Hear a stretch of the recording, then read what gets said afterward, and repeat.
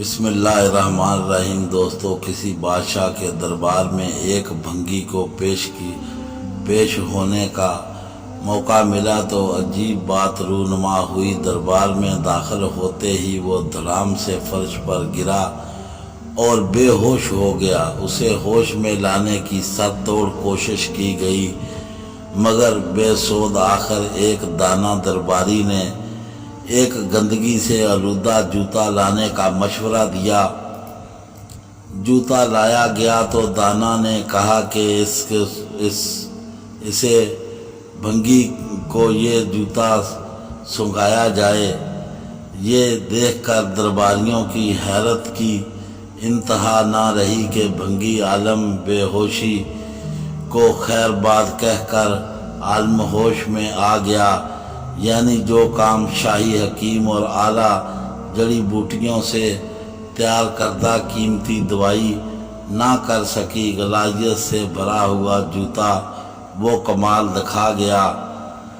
سب لوگ دانا درباری سے پوچھنے لگے کہ یہ کیا ماجرا ہے۔ دانا درباری نے کہا کہ یہ بھنگی کی ساری عمر گندگی اور غلاظت میں رفاقت میں بسر ہوئی اور اب یکا یک اسے شاہی دربار پہ نفیس خوشبوؤں میں دھکیل دیا گیا جس کی اس کی عادت نہیں تھی، چونکہ اس کی طبیعت میں اس نفاست کو قبول کرنے کی صلاحیت ہی نہ تھی۔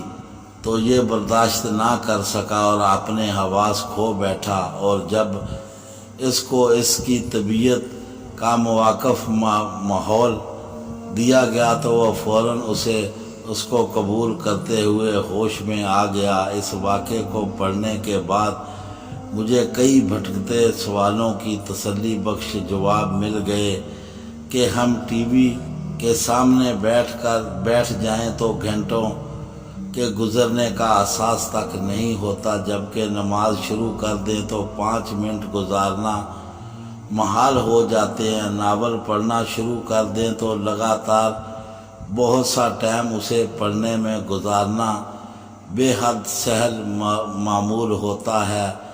اگر تلاوت قرآن کی توفیق مل بھی جائے تو سر سے اتارنے کی کوشش ہوتی ہے۔